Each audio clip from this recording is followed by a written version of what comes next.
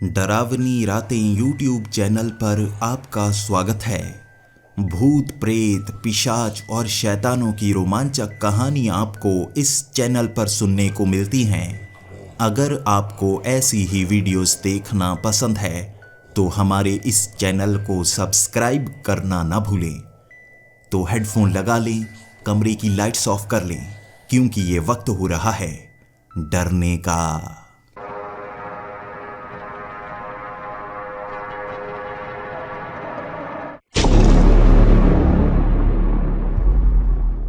Hello दोस्तों, मेरा नाम अरबाज है और मैं केरल का रहने वाला हूँ। यहाँ पर मैं एक सरकारी अधिकारी हूँ और मेरी नौकरी सुबह 9 बजे से लेकर शाम के 5 बजे तक होती है।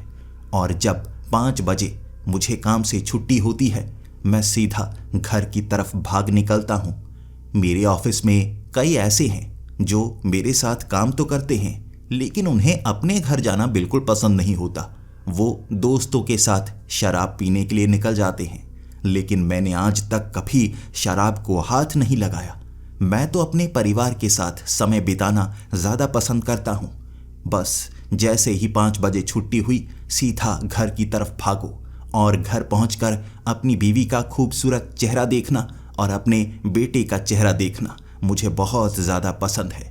मेरी बीवी मेरा इंतज़ार कर रही होती है, मेरे लिए कुछ ना कुछ खाने के लिए उसने बनाया होता है और मेरा बेटा भी मेरा इंतज़ार कर रहा होता है कि मैं उसके साथ खेलूँगा। मैं जब घर पहुँचता हूँ, अपने बेटे को कंधे पर उठाकर बाहर वाली पार्क में घूमने लगता हूँ। लेकिन जैसे जैसे धीरे धीरे वो बड़ा होता गया, उसकी शरारतें भी बढ़ती जा रही हैं। भले ही उसका कद बड़ा है, वज़न बड़ा है, लेकिन शरारतें ज़्यादा तेज़ी से बढ़ रही हैं।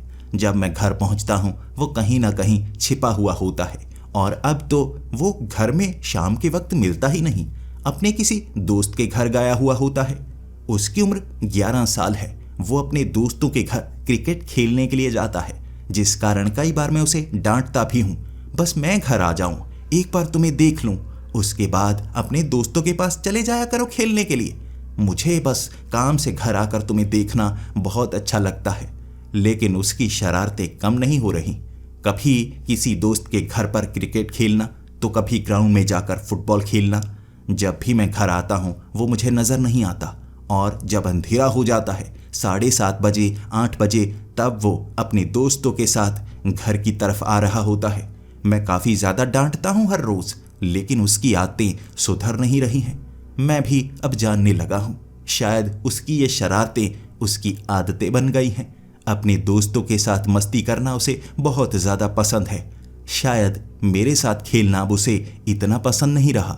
एक दिन मैंने सोचा, मेरे बेटे को क्रिकेट खेलना बहुत ज़्यादा पसंद है। मैंने 4:30 बजे ही ऑफिस से छुट्टी ले ली। उसके बाद मैं एक दुकान पर गया और एक अच्छा क्रिकेट बैट खरीदा। मुझे लगा था जब मैं शाम को घर पहुंचूंगा, अगर मेरा बेटा सामने हुआ, वो ये बैट देखकर बहुत ज़्यादा खुश होगा। अगर वो घर पर नहीं हुआ तो मैं उसे ढूंढने की कोशिश करूंगा। वो जिस भी दोस्त के घर पर हुआ ना, वहां जाकर मैं उसे बैट गिफ्ट करूंगा। उसके सभी दोस्त देखते रह जाएंगे और उसे भी बहुत ज़्यादा खुशी होगी। मैंने बैट खरीद लिया था, काफ़ी महंगा मिला था। जब मैं घर पहुंचा, मेरा बेटा घर पर मौजूद नहीं था। मैं अपनी बीवी से पूछने लगा, सैफ कहाँ पर है? शाम को आज फिर से घर पर नहीं है? मेरी बीवी ने कहा, नहीं नहीं, वो घर पर नहीं है, अपने एक दोस्त के घर क्रिकेट खेलने के लिए गया हुआ है। मैंने कहा, ठीक है, तो ये बैट मैं उसे गिफ्ट देना चाहता हूँ। सभी दोस्तों के सामने दूंगा ताकि सब इसके साथ खेल सके और मेरे बेटे का दोस्तों में रुतबा भी बढ़ सके। मैंने अपनी बीवी से मेरे बेटे के उस दोस्त का नाम पूछा था, घर पूछा कहाँ पर है। मेरी बीवी ने बता दिया। जैसे ही मैं उस घर पर पहुंचा, बेल बजाने लगा। वो घर से उस लड़के का बाप निकला जो मुझसे बातें करने लगा। मैं उससे कह रहा था, क्या सैफ यहाँ पर है? उसने कहा, नहीं नहीं, सैफ नहीं है, सभी बच्चे कहीं खेलने के लिए गए हुए हैं। मैंने कहा, लेकिन घर पर तो सैफ बताकर आया था कि आपके घर आया हुआ है क्रिकेट खेलने के लिए। उसने कहा, नहीं, यहाँ तो वो नहीं है, वरना आवाज़ें आ ही जाती ना। शायद वो आगे वाली ग्राउंड में फुटबॉल खेल रहे होंगे।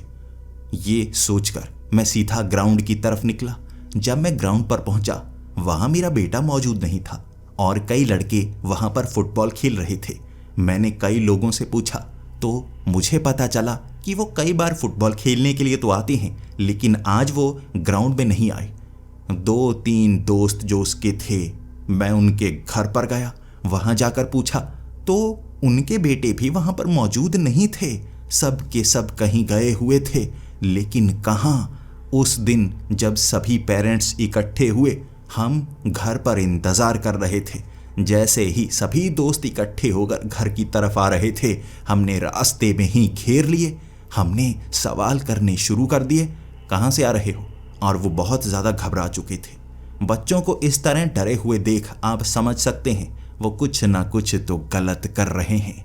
जब हमने डांटना शुरू किया, बच्चों ने बताना शुरू कर दिया, जो पास का जंगल है ना, भले ही वो बहुत ज़्यादा बड़ा जंगल नहीं है, छोटा सा ही तो जंगल है, वहाँ पर वो पिकनिक मनाने के लिए जाते हैं। कई बार पेड़ों पर चढ़ते हैं। वहाँ पर उन्होंने कुत्तों के लिए छोटा सा घर बना रखा है। वो उन कुत्ते के पिल्लों को देखने के लिए जाते हैं। तभी सभी पेरेंट्स बच्चों को बहुत ज़्यादा डांटने लगे थे। भले ही वो छोटा सा जंगल था, वहाँ ज़्यादा दूरी पर कुछ नहीं था, लेकिन उस जंगल को रहस्यमय जंगल कहा जाता है। माना जाता है जैसे ही अंधेरा घिर जाता है, रात के वक्त वहाँ ऐसी धुंध सी छंटने लगती है जिसमें लोगों को आवाज़ें सुनाई देती हैं। लोगों का मानना है कि उस जंगल में भूत प्रेत मौजूद हैं। इसीलिए सभी बच्चों को बहुत ज़्यादा डांट मिली थी। तो मैंने भी सैफ को काफ़ी ज़्यादा डांटा, नहीं नहीं, इस तरह से बच्चों को जंगल में नहीं जाना चाहिए। सैफ रोने लगा था। जब सैफ घर पहुंचा, मैंने उसे बैट दिखाया। उसके बाद बैट देखने के बाद भी सैफ ज़्यादा खुश नहीं हो रहा था। मैंने उसे मनाने की कोशिश भी की, क्योंकि आज बहुत ज़्यादा डांट दिया था। कुछ समय रोया वो, बाद में बैट से खेलने लगा। मेरा धन्यवाद किया और मैंने भी सैफ को समझाया, देखो इस तरह से जंगल में तुम्हें नहीं जाना चाहिए, क्या पता जंगल में कौन सा जानवर मिल जाए। सैफ ने कहा वहाँ कोई जानवर नहीं है, कुत्ते हैं, कुत्तों के पिल्ले हैं। मैंने उसको कहा भूत, सब कहते हैं ना वहाँ जिन्न भूत मौजूद हैं, उनकी आवाज़ें सुनाई देती हैं। अगर तुम्हें किसी जिन्न ने नुकसान पहुँचा दिया। मेरा बेटा हंसकर कहने लगा, पिताजी आप मुझे डरा रहे हैं, आपको पता तो है भूत प्रेत जिन्न नहीं होते। मैं यकीन नहीं करता, आप भी कौन सा यकीन करते हैं? बाकी तो अनपढ़ है, बेवजह इन चीज़ों पर यकीन करते रहते हैं। अब मैं अपने बेटे को कैसे समझाता? बचपन से ही मैंने उसे बहादुर बनाया था। वो ऐसी चीज़ों से बिल्कुल नहीं डरता था। वो कीड़े मकोड़ों से नहीं डरता था, भूतों से नहीं डरता था, बड़े जानवरों से नहीं डरता था, वो किसी से नहीं डरता था, सिर्फ ऊपर वाले से डरता था। मैं भी मुस्कुरा दिया। वो भी मेरी तरफ देखकर हंसने लगा। पिताजी ऐसा ही है ना, जंगल में बच्चों को डराने के लिए भूतों की कहानियां बनाई गई हैं। मैंने कहा इसके बारे में मुझे नहीं पता, लेकिन कई लोगों के साथ ऐसे हादसे हो चुके हैं जहां उन्हें कुछ आवाज़ें सुनाई दी। मेरा बेटा उस दिन काफ़ी समय तक हंसता रहा था। मैं भी उसके साथ हंसता रहा था, लेकिन मुझे ये पता नहीं था ये मेरी सबसे बड़ी गलती थी। उसे कुछ चीज़ें बता देनी चाहिए थी, उसे कुछ डरा देना चाहिए था। उस घटना के लगभग 2 महीने बाद मेरा बेटा फिर से दोस्तों के घर खेलने के लिए जाया करता था, लेकिन 2 महीने बाद जब मैं घर आया, मेरा बेटा घर नहीं पहुंचा था। मैं फिर से अपनी बीवी को डांटने लगा, अब किस दोस्त के घर गया है, आज फिर से खेलने के लिए गया है। मैंने उसको कहा भी है तुम्हारे लिए कुछ ना कुछ मैं गिफ्ट लेकर आया करूँगा, कोई ना कोई कैंडी, कुछ ना कुछ चिप्स लेकर आया करूँगा, बस 5 बजे घर हुआ करो ना, मुझसे गिफ्ट लिए उसके बाद दोस्तों के साथ खेलने के लिए निकल जाया करना। लेकिन ये पहले ही चला जाता है। मैंने 2 घंटे उसका इंतज़ार किया था। 5 बजे से लेकर 7 बजे तक मैं घर पर बैठा उसका इंतज़ार करता रहा और अपनी बीवी को डांटता रहा, कहाँ है, आ नहीं रहा। अब मैं किसी दोस्त के घर जाऊंगा, फिर ये मुंह फुलाकर बैठ जाएगा कि मैं उसको पकड़ने के लिए, उसको ढूंढने के लिए घर घर भटक रहा हूँ। पहले भी ये ऐसा कह चुका है। मैंने अपनी बीवी को कहा था ये दोबारा जंगल में तो नहीं गए होंगे ना बच्चे? मेरी बीवी ने कहा नहीं नहीं, सभी बच्चे बहुत ज़्यादा डरे हुए थे। मैंने बाकी पेरेंट्स से बात की है, जंगल की तरफ बच्चे अब तो नहीं जाने वाले। ये सुनने के बाद मन को कुछ तसल्ली हुई थी। 1 घंटा और इंतज़ार किया। 8 बज गए थे, अंधेरा हो गया था। मेरा बेटा अब तक घर नहीं आया था। मुझे लगा सैफ कहाँ है, घर नहीं आया, मैं जा रहा हूँ उसके दोस्तों के घर देखने के लिए। वो घर नहीं आया, किसके घर पर है? ग्राउंड में तो अंधेरा हो गया होगा, अब तक बाहर क्या कर रहा है? अभी उसकी उम्र नहीं हुई है अंधेरे में बाहर खेलने की, आज उसे डांट पड़ने वाली है, मुझे रोकना मत। मेरी बीवी ने मुझे कुछ नहीं कहा। मैं 3 दोस्तों के घर पर गया था, उसके तीनों दोस्त घर पर मौजूद, लेकिन सैफ वहां नहीं था। मैं पूछे जा रहा, सभी दोस्तों से पूछने के बाद मुझे पता नहीं चला सैफ कहां पर है। उन्होंने कहा सैफ ग्राउंड में उनके साथ खेल रहा था, उसके बाद कहां गया किसी को पता नहीं।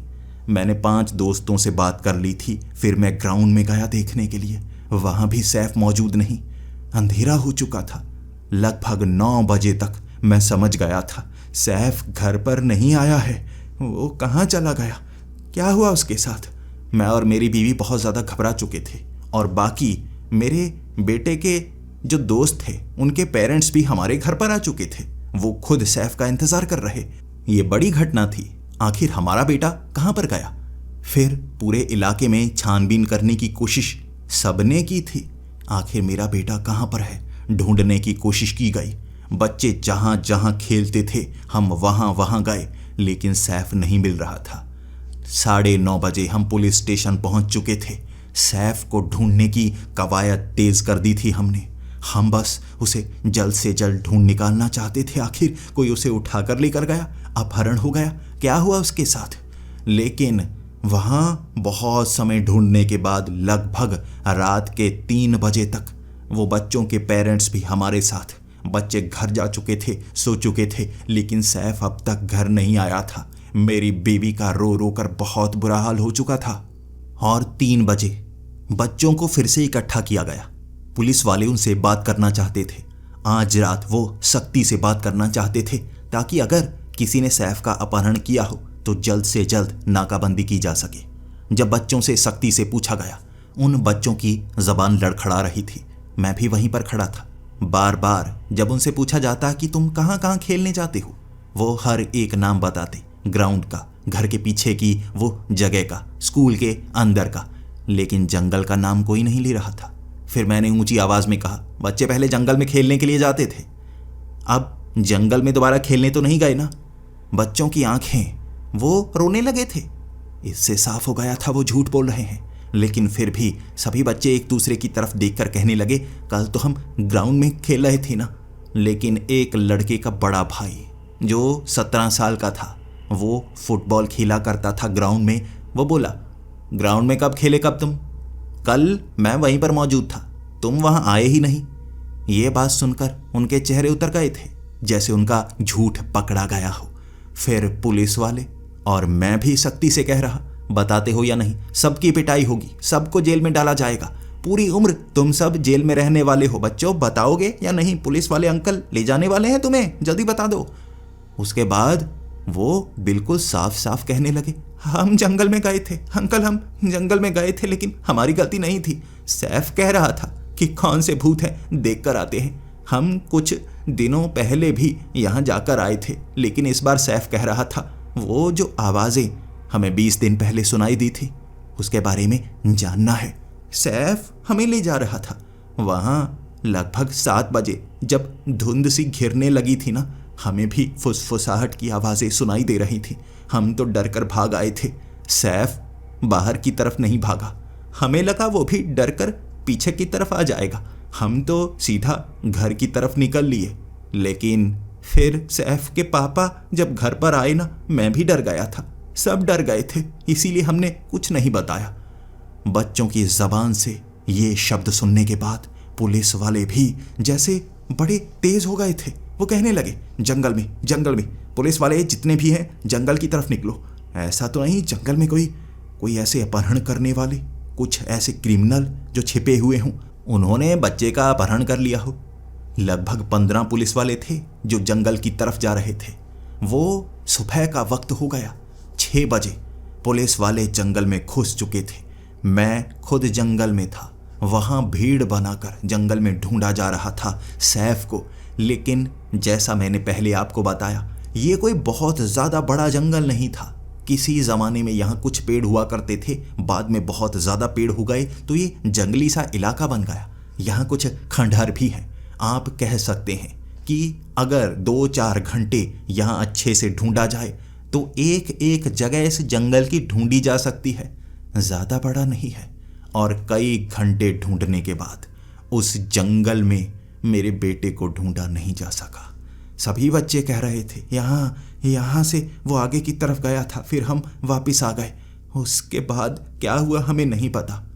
वो बच्चे जो बता सकते थे उन्होंने बता दिया, पुलिस वाले जंगल में जो ढूंढ सकते थे उन्होंने ढूंढ लिया। उसके बाद वो पुलिस वाले कह रहे हमें नाकाबंदी करनी होगी, बार बार पुलिस वाले इस तरह जंगल में ढूंढते नहीं रह सकते। यहाँ हमने अच्छी तरह से तलाशी ले ली, कोई भी छिपने वाली जगह तो है नहीं, कोई ऐसी जगह जहाँ जाया जा सके, छिपा जा सके। तो हमें जंगल के बाहर शहर के कुछ और इलाकों में ढूंढना होगा। आगे वाले जो शहर की सड़कें हैं उस तरफ नाकाबंदी करके देखने की कोशिश करेंगे। आगे भी कुछ सीसीटीवी कैमरे हैं, हम बस स्टैंड पर, बस स्टॉप पर, टैक्सी स्टैंड पर जो सीसीटीवी कैमरे लगे हैं उसकी चेकिंग करते हैं। क्या कोई ऐसा बच्चा नजर आया? आपने बता दिए हैं कि कपड़े उसने कैसे पहने थे। मैं मायूस, पुलिस वाले जंगल से बाहर की तरफ जा रहे थे और पता नहीं क्यों मुझे लग रहा था इस जंगल में कोई ऐसा राज है जिस कारण मेरा बेटा यहाँ से गायब हो गया। पुलिस वाले जंगल में ढूंढना नहीं चाहते थे और मुझे लग रहा था ऐसा ना हो कि समय की बर्बादी अलग इलाकों में की जाए और मेरा बेटा अंत में जंगल में मिले। इसीलिए भले ही और कोई जंगल में ना जाना चाहता हो, मैं उस जंगल में जाकर ढूंढना चाहता था। लगभग पूरा दिन मैं जंगल में रहा, भूखा प्यासा था। मैं सोच रहा था मेरा बेटा भी तो प्यासा होगा, भूखा होगा। कैसे उसने एक रात गुजारी होगी। अब पूरा का पूरा दिन मैं गुजार चुका हूँ। वो बेचारा कहाँ पर होगा? जंगल में होना चाहिए। मैं भूतों पर यकीन नहीं करता, लेकिन पता नहीं क्यों जब आप मुसीबत में होते हैं हर चीज़ के बारे में सोचते हैं। मैं भी हर चीज़ के बारे में सोच रहा था। अंधेरे में कोई भूत तो नहीं, कोई जिन, सब कहते हैं ना जिन होते हैं, भूत होते हैं। ऐसा तो नहीं किसी भूत ने पकड़ रखा हो, किसी को नजर नहीं आ रहा। मैं जंगल में ढूंढूंगा। मेरी बीवी कह रही थी मत जाइए अकेले जंगल में। सैफ कहाँ गया पता नहीं, लेकिन आप अंधेरे में उस जंगल में मत जाइए। जब अंधेरा हो गया मुझे लगा मुझे उस जंगल में जाना चाहिए। मैं समय बर्बाद नहीं कर सकता। हर जगह के सीसीटीवी कैमरे पुलिस वाले चेक कर रहे थे, लेकिन अब तक कोई खबर नहीं दी गई थी। मुझे लगा जंगल में मुझे कोशिश करनी चाहिए। 7 बजे जब धुंध घिरने लगी थी, मैं जंगल के अंदर जा रहा। दूर दूर तक देखा नहीं जा सकता था और कोई भी अंधेरे में जंगल में आने को तैयार नहीं। सब डर रहे थे उन कहानियों से, लेकिन बाकियों के बेटे गायब नहीं हुए थे। मेरा बेटा गायब हुआ था, तो मुझे उसे ढूंढने की कवायद जारी रखनी थी। मेरी आंखों से आंसू बह रहे थे और मैं अपने बेटे को आवाजें लगाता जा रहा था। अंधेरे में, उस जंगल में, उस धुंध की चादर को चीरते हुए, टॉर्च की रोशनी इधर उधर मारते हुए। इतने पुलिस वाले थे इसी जंगल में, मेरे बेटे को आवाजें लगा चुके थे, ढूंढने की कोशिशें कर चुके थे, लेकिन फिर भी मैं अनजानों की तरह अपने बेटे को ऐसे आवाजें लगा रहा जैसे मेरा बेटा यहीं किसी पेड़ के पीछे से खिलखिलाता हुआ निकल कर आएगा और मेरे गले से लिपट जाएगा। मैं अपने बेटे को अपने से दूर होते हुए देख नहीं सकता। मैं बस टूटा टूटा सा जा रहा था। चाहता था बस एक उम्मीद की किरण मेरी आंखों के सामने चमकने लगे। मैं वो टॉर्च की रोशनी मारते मारते आगे बढ़ रहा। पूरे जंगल को बार बार खंगाल देना चाहता था। छोटा सा जंगल, वो खंडहरों के बीच से जैसे ही मैं छलांग लगाकर दूसरी तरफ गया, मुझे फुसफुसाने की आवाज़ सुनाई दी। ऐसा लग रहा था जैसे कोई करीब ही हो जो फुसफुसा रहा हो, किसी से बातें कर रहा हो। मैं चौकन्ना सा हो गया। कुछ ना कुछ तो है यहाँ पर। अब मेरा बेटा यहीं से गायब हुआ है, ढूंढा नहीं जा रहा है, तो यहाँ कोई ना कोई सुराग तो मिलेगा ना। मैं कोई सुराग चाहता था, कोई फटा हुआ कपड़ा मिल जाए, मेरे बेटे की कोई छोटी सी निशानी मिल जाए। मैं अपने बेटे को पेंसिल भी लेकर देता था ना, तो अपनी पसंद को देखकर लेकर देता था। याद रखता था उसके पास कौन सी घड़ी है, कौन सी पेंसिल है, कितनी टी शर्ट है, कौन सा जूता है। एक भी चीज़ अगर मुझे यहाँ पर मिली, आंखों के सामने उम्मीद आ जाएगी, लेकिन ऐसा कुछ नहीं मिल रहा। फिर फुसफुसाने की आवाजें, जैसे कोई करीब ही हो। मैंने 2-3 बार आवाज भी लगाई, कोई है, कोई है, सामने आए, बस मेरी छोटी सी मदद कर दो, मैं तुम्हें पैसे देने को भी तैयार हूं, तुम जो भी हो, जहां पर भी छिपे हो, मेरी मदद कर दो। मैंने कई बार यह कहा था। अपनी जेब से 5,000 रुपए निकालकर मैंने लहराते हुए भी कहा था, ये देखो, मुझसे ले लो, बस मुझे इतना बता दो, क्या मेरा बेटा कल यहाँ आया था? कोई है जो यहाँ पर रुका हुआ है? कोई ना कोई छिप रहा है, मुझसे मत छिपो, मैं पकड़ूंगा नहीं, मैं तुम्हारी तरफ देखूंगा भी नहीं, बस मुझे जवाब दे दो। कोई जवाब नहीं दे रहा था, लेकिन फुसफुसाहट की आवाजें आसपास से आती जा रही थी। मैंने पागलों की तरह वो 5,000 रुपए वहीं पर फेंके और कहने लगा, उठा लो इसे, बस मुझे जवाब दे दो, ऊंची आवाज में कह दो, मैं तुम्हें ढूंढने की कोशिश नहीं करूंगा। लेकिन कोई जवाब नहीं आ रहा था। मैं गुस्से में आकर जहां से फुसफुसाहट की आवाजें सुनाई दे रही उस तरफ भागने लगा। देखो, मैं तुम्हें पकड़ूंगा, मुझे जवाब दो, मुझे बस जानना है। लेकिन जब भी मैं उस आवाज का पीछा करता, मुझे समझ नहीं आ रहा था वो आवाज कहां से आ रही है। ऐसा लग रहा था जैसे कोई करीब से ही बोल रहा है, लेकिन वो आवाज का पीछा करने के बावजूद भी मैं उस इंसान को ढूंढ नहीं पा रहा था। पेड़ों के पीछे से निकलता हुआ, पेड़ों के ऊपर झांकता हुआ, ऊपर नीचे कहाँ छिपा हुआ है, आसमान खा गया उसे या जमीन निकल गई? कहाँ है मेरा बेटा? यहाँ से मेरा बेटा गायब हुआ है, अब ये आवाजें भी कहाँ से आ रही हैं?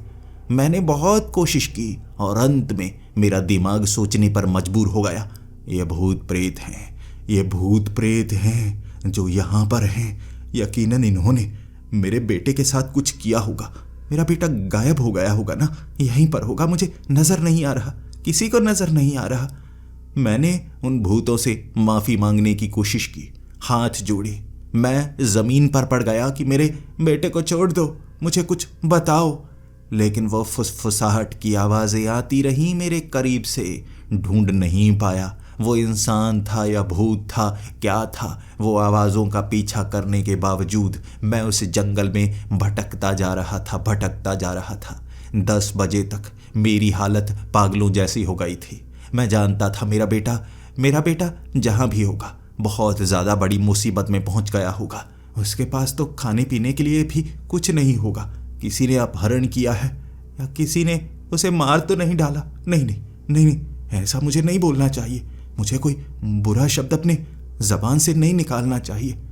मैं इतना ज़्यादा गुस्से में आ गया था। वो फुसफुसाहट की आवाज़ें जो मेरे करीब था, क्या था वो? प्रेत, भूत, चुड़ैल, डायन, क्या है जो करीब है लेकिन अपनी ज़बान से कोई शब्द मेरे कानों तक नहीं पहुंचा रहे? बस जैसे आपस में बातें कर रहे हैं, उन शब्दों को मैं समझ नहीं पा रहा। मैंने पत्थर उठाया, जिस तरफ से आवाज़ आ रही थी उस तरफ पत्थर घुमा के मारा, लेकिन आवाज़ें आती रहीं। मैं पत्थर उठाकर मारता, चीज़ें मारता, लेकिन वो आवाज़ें आती जा रही और गुस्से में मैंने पास में एक पेड़ को जैसे लकड़ी से मारना शुरू कर दिया। उस पेड़ को मैं काट देना चाहता था, पत्थर मारता जा रहा था।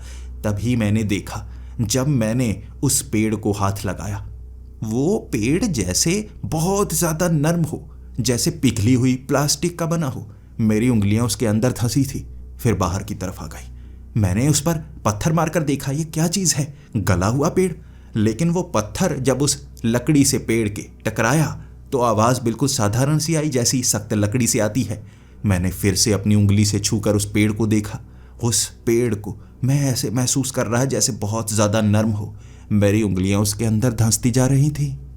मैंने ये भी देखा, जब मैं उंगलियों के साथ साथ अपने हाथ को भी उस पेड़ के अंदर धंसाने की कोशिश कर रहा था ना, वो पेड़ पीछे की तरफ मुड़ने लगा, जैसे जमीन को छूने की कोशिश कर रहा हो, जैसे ये असली पेड़ हो ही ना।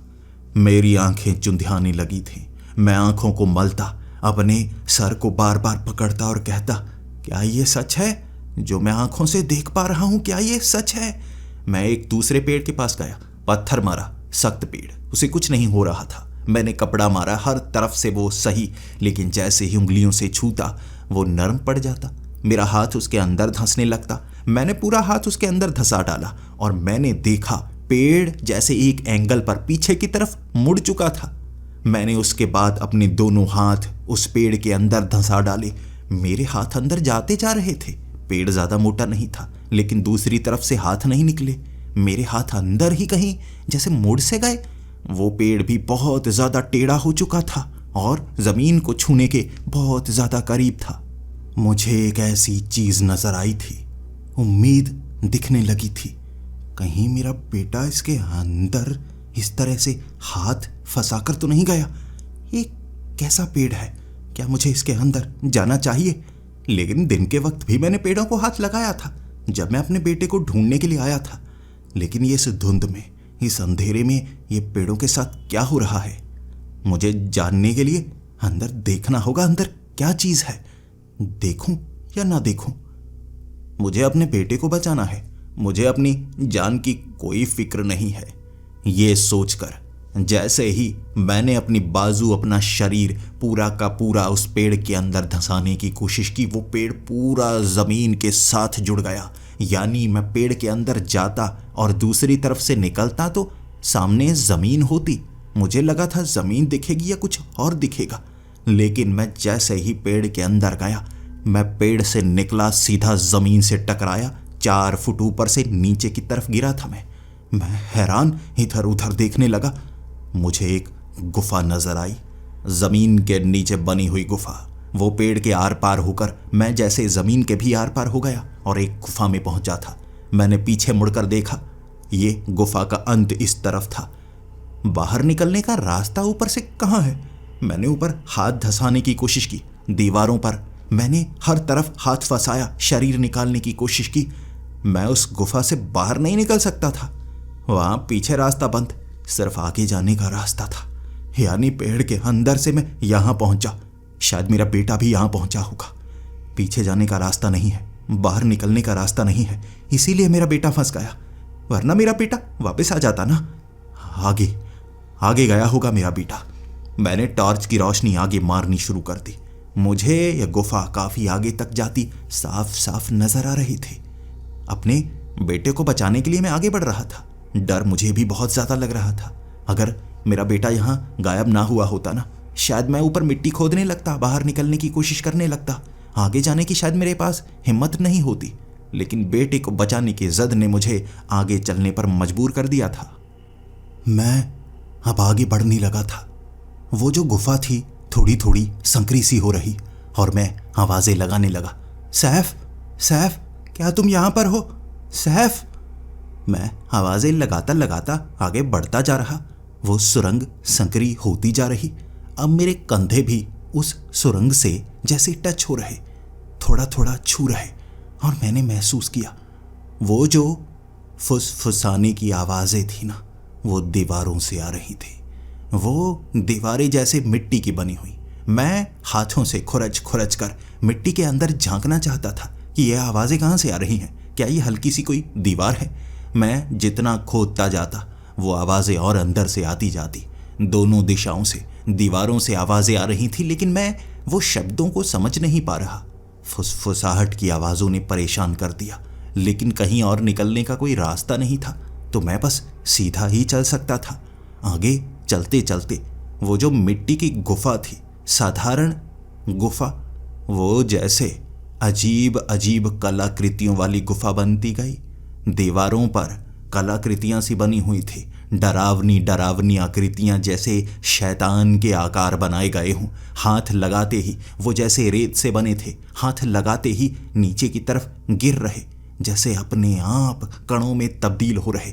हाथ लगाते लगाते मैं आगे बढ़ रहा, क्योंकि मुझे उनसे डर भी लग रहा था। मैं टॉर्च की रोशनी आगे मार रहा। ये गुफा का कोई अंत नजर नहीं आ रहा था। मुझे कितना चलना पड़ेगा, कितनी दूर जाना पड़ेगा? सैफ, सैफ, क्या तुम यहां पर हो? सैफ। मैं अब भागने लगा था और मैंने महसूस किया दीवारों के ऊपर वो जो अजीब अजीब शैतानों की तस्वीरें, कलाकृतियां सी बनी हुई, वो थोड़ा थोड़ा हिल रही।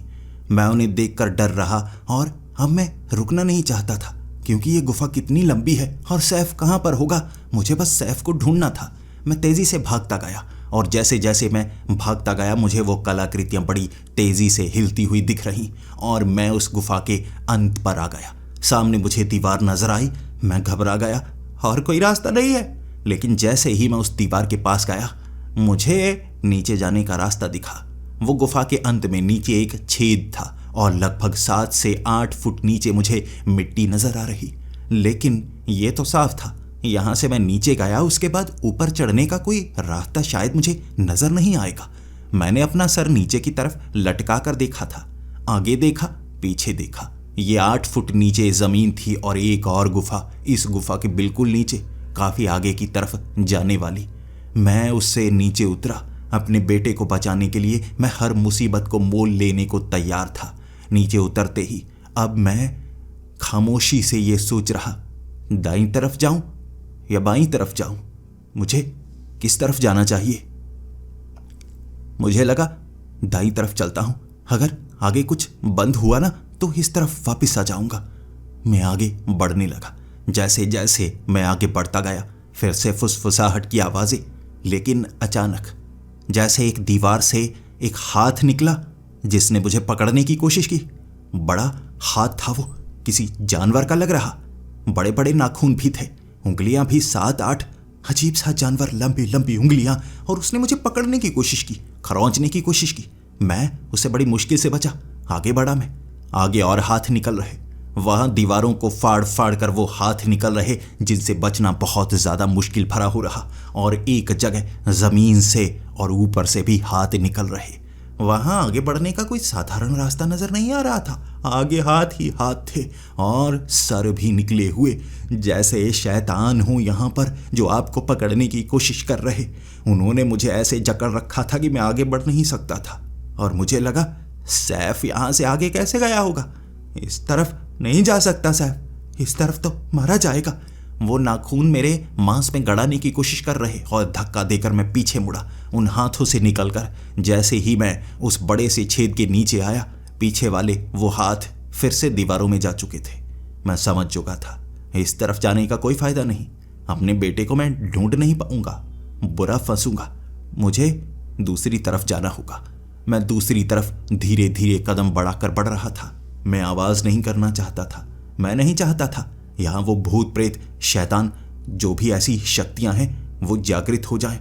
चुपचाप मैं अपने बेटे को ढूंढूंगा। अब तो मैं अपने बेटे को ढूंढने के लिए आवाजें भी नहीं लगा रहा था। मैं आराम से आगे बढ़ रहा। आगे मुझे एक लाल सा बैग नजर आया। मैं भागकर उस बैग के करीब गया। जैसे ही उसे हाथ में लिया, मेरी आंखों से आंसू रुक नहीं रहे थे। सैफ का बैग, ये वही बैग है ना जिसमें वो बॉल्स रखता है, कंधे पर टांग कर रखा करता था। कहा करता था मैं बड़ा क्रिकेटर बनूंगा। हमेशा इसे अपने साथ रखता था। दोस्तों के साथ जब खेलने जाता था इसे साथ लेकर जाता था। मैंने उसमें देखा, उसमें 2 गेंदें थी, उसमें कुछ चीजें थी। ये मेरे बेटे का बैग, मतलब वो इस तरफ आया था, मतलब वो यहां आया था। मेरी आंखों में खुशी बड़ी तेजी से गुजरी थी, लेकिन डर भी मेरे शरीर में फिर गया था। कल रात का मेरा बेटा यहां फंसा हुआ है। कहां है, कहां है? मैंने आवाजें लगानी शुरू कर दी। सैफ, सैफ कहां हो, सैफ। मैं आवाजें लगाता लगाता बड़ी तेजी से आगे भाग रहा। अचानक मेरी आवाज का किसी ने जवाब दिया। कौन हो तुम, कहां जा रहे हो? ये फुसफुसाहट की आवाज नहीं थी, ये साफ साफ शब्द थे। मैंने देखा कहां से आ रही है आवाज। तभी एक दीवार से आवाज आ रही थी। मैंने कान लगाने की कोशिश की। अब आवाज साफ साफ सुनाई देने लगी। यहां पर हूं मैं, कौन हो तुम? मैंने जवाब दिया, मैं सैफ को ढूंढ रहा हूं, मैं सैफ को ढूंढ रहा हूं। मेरा नाम अरबाज है। मैं इस गुफा में फंसा हूं। यहां से बाहर निकलने का रास्ता कौन सा है? उसने जवाब दिया, आगे बढ़ना होगा, लेकिन ध्यान रखना, मेरी तरह मत फंस जाना। इसका जवाब मैं क्या देता? मैंने उससे पूछा, तुम्हारी तरह? कहां हो तुम दीवार से कैसे बोल पा रहे हो? उसने कहा, मिट्टी हटा कर देखो। मैंने मिट्टी को खोदना शुरू कर दिया, साफ करना शुरू कर दिया। मुझे उसके पीछे आदमी नजर आया, उसका चेहरा नजर आया, मिट्टी से सना हुआ। उसने आंखें खोली, मेरी तरफ देखा। मिट्टी में उसे दफन किया गया था। उसे खींचने की कोशिश की मैंने, लेकिन वो खींच नहीं पा रहा, जैसे पूरी तरह से चिपका हुआ हो। मैंने सफाई की, वो आधा था, बाकी आधा पेड़ के साथ जुड़ा हुआ, जैसे जड़ जमीन से निकली हो। ऊपर आधे धड़ वाला ये इंसान सा, जिसकी पीठ भी पेड़ की जड़ से पीछे चिपकी हुई। मैं समझ नहीं पा रहा, ये क्या, तुम कौन हो? उसने कहा, ये मायने नहीं रखता मैं कौन हूं, ये मायने रखता है कि तुम कौन हो। तुम अभी जिंदा हो। अगर इस गुफा में मरे तो, सही तरह से कहूं तो पूरी तरह से नहीं मरोगे, मेरे साथ इस तरह यहीं पर रह जाओगे। तुम नहीं जानते, तुम्हें यहां से बाहर निकलना होगा। उसने मुझे डरा कर रख दिया था। मैंने उसको कहा, मेरा बेटा, तुमने यहां देखा किसी और को? उसने कहा, आवाजें तो चलने की सुनी थी मैंने, लेकिन किसी ने कुछ बोला नहीं। तुम तो नाम लेते आ रहे थे, सैफ। मुझे नहीं पता इससे पहले कौन यहां गया था। मैंने उसको कहा, वो मेरा बेटा ही होगा, बैग मिला है मुझे पीछे। उसने कहा, जल्दी करो, यहां ज्यादा समय बिताने का मतलब है मौत के करीब जाते जाना। अगर वो तुम्हारा बेटा है, बचाने की कोशिश कर लेना। अगर वो जिंदा नहीं हुआ तो खुद को बचाना, तुम भी यहीं दफन हो जाओगे। अगर तुम्हारा बेटा भी दफन हो चुका हुआ तो। मैं गुस्से में आ गया, आगे की तरफ भागता रहा। वो गुफा एक जगह बहुत ज्यादा संकरी थी, लेकिन वो गुफा का अंत था, ना आगे जाने का रास्ता, ना कहीं और जाने का रास्ता। मैं देखने लगा, अब मैं कहाँ जाऊं? यहां तो कोई रास्ता नजर नहीं आ रहा मुझे। ये क्या मुझे पीछे जाना होगा? लेकिन नहीं, मेरा बेटा तो इसी तरफ गया होगा ना। कहाँ गया होगा? मुझे रास्ता क्यों नहीं दिख रहा? सैफ, मुझे जवाब दो, सैफ। रो रो कर मेरा बुरा हाल था। मैंने सामने वाली वो दीवार, जिसमें कुछ उंगलियों के निशान बने हुए थे, खरोंचने के निशान, मैंने मिट्टी को खरोंचना शुरू किया। मिट्टी रेत की तरह थी, आसानी से खरोंची जा रही। मैं खरोंचता गया और मुझे उस गुफा के आगे जाने का रास्ता साफ दिख गया। छेद बना दिया मैंने, और वहां से जैसे ही मैं आगे निकला, पीछे रेत फिर से जुड़ी, फिर से जैसे दीवार बना दी। रहस्यमय रेत थी वो, रास्ता बंद करने के लिए ही। बस आपकी हिम्मत ही आपको आगे ले जाती। जैसे ही मैंने आगे देखा, आगे मुझे सीढ़ियां नजर आई नीचे जाने के लिए। मैंने 2 सीढ़ियों पर पैर रखा। जैसे ही तीसरी सीढ़ी पर पैर रखा था, वो सीढ़ियां टूट गई। 8 से 9 फुट नीचे गिरा मैं, फिर से गुफा में। एक और गुफा उससे भी नीचे, और पीछे एक दीवार, आगे जाने का एक रास्ता। मैं आगे बढ़ने लगा। ऐसा लग रहा था जमीन के और अंदर मैं जाता जा रहा हूं। मैं उस गुफा में तेजी से भागता गया, और गुफा का अंत दिखा मुझे। आगे बहुत चौड़ा हिस्सा, एक ऐसी चौड़ी गुफा दिखी, बहुत ज्यादा बड़ी, और वहां रंग बिरंगे फूल। जब मैं वो टॉर्च की रोशनी उन फूलों पर मारता, उनसे अलग अलग रंग हर बार नजर आते। खुशबू ही खुशबू थी वहां पर। इसी के साथ ऐसा लग रहा था फूलों के पास से काफी ज्यादा शहद बह रहा हो। बूंदें जमीन पर टपक रही थी। वहां पत्थर था, मिट्टी नहीं थी, और उस पत्थर के ऊपर शहद ही शहद। शहद की खुशबू को पहचाना जा सकता है, लेकिन मैं डर भी रहा था। ये कोई साधारण गुफा नहीं है। यहाँ जो नजर आता है सब कुछ उससे भी ज्यादा भयानक निकलता है। मुझे आगे क्या देखने को मिलेगा? मैं उन फूलों से बचता बचता आगे बढ़ रहा।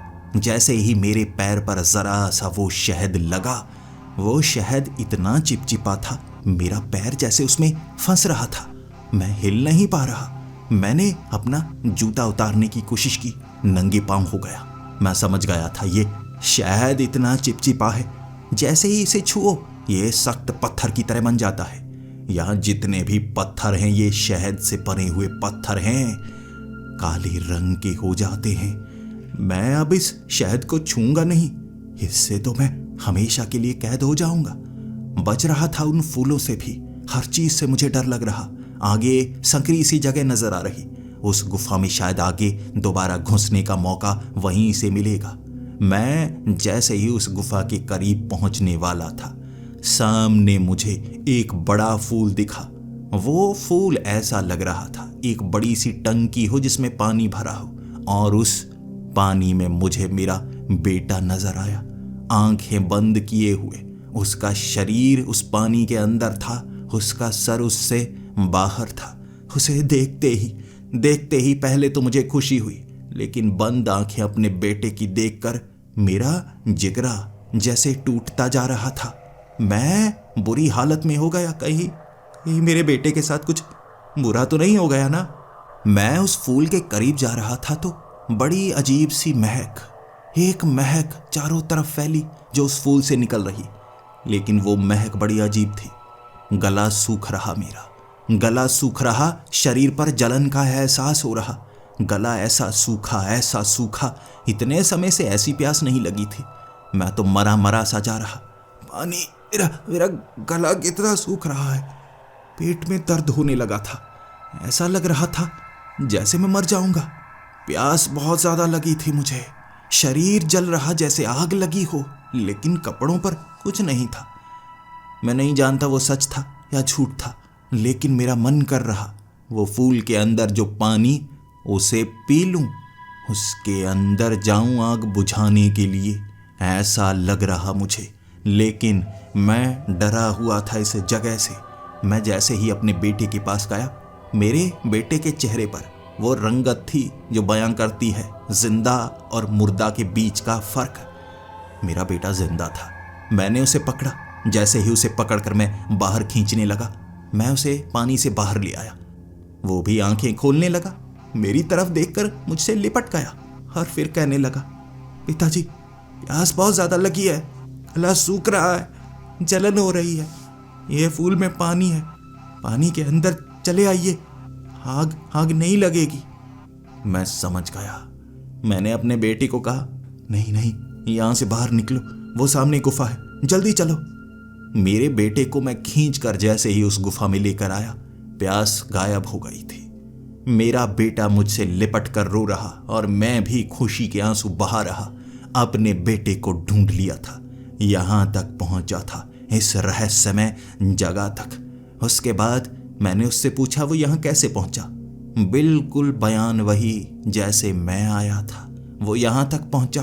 प्यास के मारे उसका बुरा हाल हुआ। उसने पानी पीने के बहाने अपने शरीर को अंदर डाला और वो बेहोश। उसे याद तक नहीं था वो कितने समय से यहां पर था। उसने कहा कि 1-2 घंटे तो हुए हैं। मैंने उसे बताया ये अगली रात है। वो हैरान था।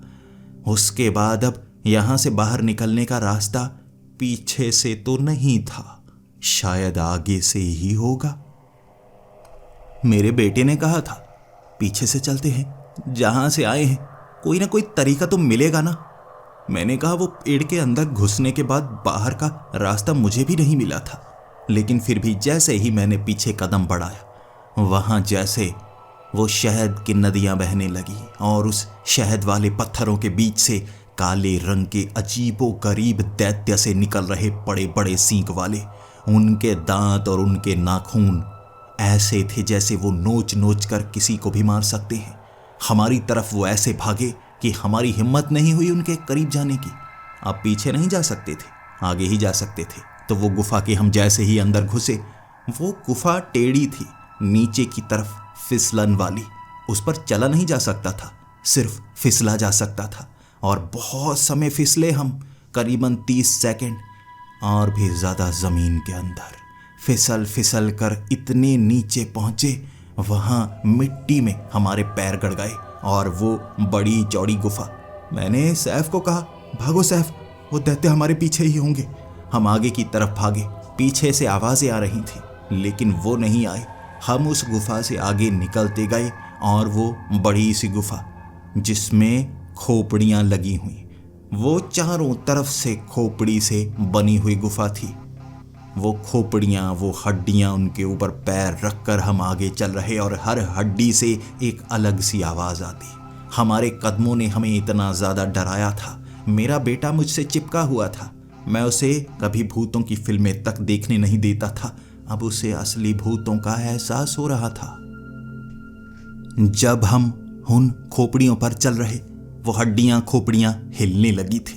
ऐसा लग रहा था वो खोपड़ी जिंदा हो, अपने आप पलटने लगी, उनके मुंह ऊपर की तरफ आने लगे, जबकि पहले हम उनके सरों के ऊपर से चल रहे थे।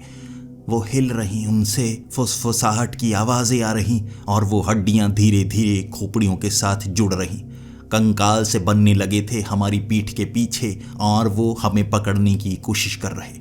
हम उनके ऊपर से ही भाग रहे, चीखते चिल्लाते हुए। हमारा बुरा हाल हो चुका था और जैसे ही उस गुफा का अंत हुआ, आगे एक छेद था 8 फुट नीचे जगह। उससे छलांग लगाते हम एक और गहरी गुफा में जा चुके। जमीन के अंदर जाने का रास्ता था, ऊपर जाने का रास्ता नहीं। हर बार जमीन के नीचे, कभी फिसलन के जरिए, कभी गिरकर, कभी किसी छेद के जरिए, और इस बार एक और कुआं आया जिस पर लटकी रस्सी और आगे पीछे वो दानव जो नोच रहे थे एक दूसरे को, और हमारे सामने शरीर के अंग कटे हुए ऐसे पड़े। खौफ के मारे हमें बचने का एक ही रास्ता नजर आया, उस कुएं में चलो। अपने बेटे को कंधे पर मैंने लटका लिया, उसने भी रस्सी को पकड़ा और मैंने भी घिसट कर उस कुएं के अंदर। वो कुआं 30 फुट से 40 फुट गहरा होगा, जिसके अंदर पहुंचते ही नीचे एक छेद था, वहां भी गुफा में जाने का रास्ता। नीचे ही जाते रहे, नीचे ही। हर बार एक अलग सी शक्ति का सामना करना पड़ता और हमें लग रहा था यहां से बाहर निकलने का रास्ता नहीं है। निकलने का रास्ता तो ऊपर होता ना, नीचे थोड़े ना होता। हम तो जमीन के नीचे ही जाते जा रहे थे, नीचे ही जाते जा रहे थे। उन गुफाओं से गुजरते गुजरते एक ऐसी जगह पर पहुंचे जहां कोई छेद नहीं था, आगे जाने का कोई रास्ता नहीं था। जमीन पर जैसे पत्थर से लगे हुए काफी चौड़े और पास में रखा बड़ा सा हथौड़ा। ये क्या, कोई रास्ता नहीं है। और पीछे धीरे धीरे चलते आ रहे वो दानव हमें नोचना चाहते थे। उनकी संख्या बहुत ज्यादा थी, पीछे जाया नहीं जा सकता था। बस वो हथौड़ा और हमने दीवारों पर मारना शुरू कर दिया। कहीं ना कहीं तो होगा ना कोई रास्ता, कोई गुफा। आगे खुरच कर देखा, दीवारों पर हथौड़ा मारा, कोई रास्ता नहीं। अंत में नीचे वाले पत्थर पर हथौड़ा मारना शुरू कर दिया, वो पत्थर टूटने लगा। जैसे ही पत्थर को अच्छे से तोड़ा, वो छेद हो गया जमीन में। और इस बार टॉर्च मार कर देखा था, जो नीचे खड्डे में कुछ नजर आ रहा, वो करीबन 20 से 30 फुट नीचे था। यहां से गिरेंगे तो शायद बचना मुश्किल हो जाएगा, लेकिन यहां रुकेंगे तो वैसे मारे जाएंगे। क्या करें? मैं भी रो रहा था और सैफ भी अपने पिता को बहुत कमजोर महसूस कर रहा, लेकिन अब कोई और रास्ता नहीं था। मैंने जैसे ही उस खड्डे में सैफ को फेंका और फिर मैंने भी छलांग लगा दी। वो खड्डे के हम नीचे नहीं गिरे, वो खड्डे से निकलते ही जैसे दोबारा थोड़ा सा ऊपर की तरफ हुए और उस खड्डे पर ही टकराए। हम जैसे गुरुत्वाकर्षण के उल्टी साइड चले गए थे, नीचे नहीं गिरे बल्कि उस जगह से जैसे चिपक से गए। वो खड्डे पर रखे पत्थरों को हमने जल्दी से भर दिया और ऊपर देखा। जो जगह हमें 20 से 30 फुट नीचे नजर आ रही थी वो छत थी, और हम जिस फर्श पर खड़े वहीं तो वो छेद था। दिमाग घूम गया, ये कैसे? हम खड्डे से नीचे निकले और किसी जगह पर पहुंच गए, समतल जगह। ये कैसे हो सकता है? बाहर निकलते ही गुरुत्वाकर्षण उल्टा कैसे हो गया? लेकिन अब रास्ता मिला था तो हमें भागना चाहिए।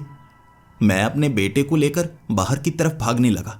देखने में ये ईंटों की बनी दीवारें लग रही थी, पुराने जमाने की पत्थरों की दीवारें। बाहर वाले दरवाजे से निकलते ही जैसे ही हम आगे पहुंचे, आगे गेट नजर आया। ऐसा लग रहा था ये बड़ा सा पुराना किला हो। गेट से बाहर निकलते ही एक छोटी सी कच्ची सड़क नजर आई। उस सड़क से हम भागने लगे। हमें जैसे एक जंगल नजर आ रहा। उसके बीच से भागते भागते हमने 1 घंटे तक भागने के बाद एक गाड़ी देखी जिससे मांगी मदद, और तब उस गाड़ी वाले ने गाड़ी में बिठाकर हमें जहां पर जाकर छोड़ा। कोई यकीन नहीं करेगा, हम नेपाल में थे। नेपाल में केरल से गुफाओं के रास्ते नेपाल तक कैसे पहुंच गए, आज तक इस चीज का जवाब नहीं है। वो खौफनाक रात का अंत वहीं पर हुआ था। वहां हमें खुद समझ नहीं आ रहा पुलिस को क्या बताएं, और पुलिस वाले पूछ रहे आप नेपाल में कब आए, कैसे आए। आधार कार्ड चेक करना चाहते थे, लेकिन हम गुफा में आधार कार्ड लेकर नहीं गए थे। हमारी बातों को मजाक में उड़ाया गया, और पहले तो शक की निगाह से देखा जा रहा था। वो समझ रहे थे हम कुछ गड़बड़ करने आए हैं, लेकिन उसके बाद पूछताछ के जरिए हमारी असली आइडेंटिटी का पता लगाया गया। हम केरल से ही थे। वहीं पर मेरा बेटा गायब हुआ, कंप्लेंट दर्ज थी।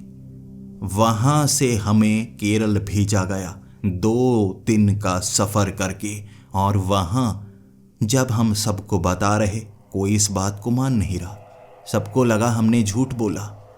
शायद सैफ घर से भाग गया था नेपाल, और मैं उसे ढूंढने के लिए नेपाल गया। कोई मेरी बात पर यकीन नहीं करता, और मुझे खुद यकीन नहीं हुआ क्या हुआ उसे कैसे बयां करूं। कैसे वो गुफाओं के जरिए हजारों किलोमीटर का सफर तय हो गया, ये सब हुआ कैसे। लेकिन 1 महीने बाद जब मैंने अच्छे से रिसर्च करने की कोशिश की, बस एक पुरानी सी कहानी का पता चला। हम जिस किले से निकले थे, मेरी हिम्मत नहीं हुई दोबारा वहां जाने की, लेकिन उसका इतिहास बड़ा अजीब था। हजारों साल पहले एक राजा ने काली शक्तियों के जरिए ऐसे दैत्य इस दुनिया में लाकर लड़ाई करने की कोशिश की थी जो वो संभाल नहीं पा रहा था। वो दुनिया पर कब्जा करना चाहता था, और उसे रोकने के लिए देवताओं ने उसे जमीन में धंसा दिया। उसकी सेना को जमीन में दफन कर दिया, लेकिन उसकी सेना के साथ ऐसे रास्ते उस राजा ने बनाए थे जिससे वो दुनिया के हर कोने में पहुंचकर राज कर पाए। कुछ ही क्षणों में वो धरती के हर कोने में पहुंच सकता था, लेकिन दफन हुआ जमीन में। शायद ये वही गुफाएं थीं जो हमारे इस शहर के पास के जंगल के पेड़ों से रास्ता दिखाती हैं। ये शायद वही काली शक्तियां हैं जिसके बारे में मैं जानना तक नहीं चाहता। इसीलिए हमारे इस शहर का नाम अब तक मैंने आपको बताया नहीं। मैं नहीं चाहता इस जंगल के बारे में कोई जाने, बस इसे गुप्त ही रहने देना चाहिए। आपके साथ ऐसा ना हो, इसीलिए शायद आप इसे कहानी समझकर भूल जाना।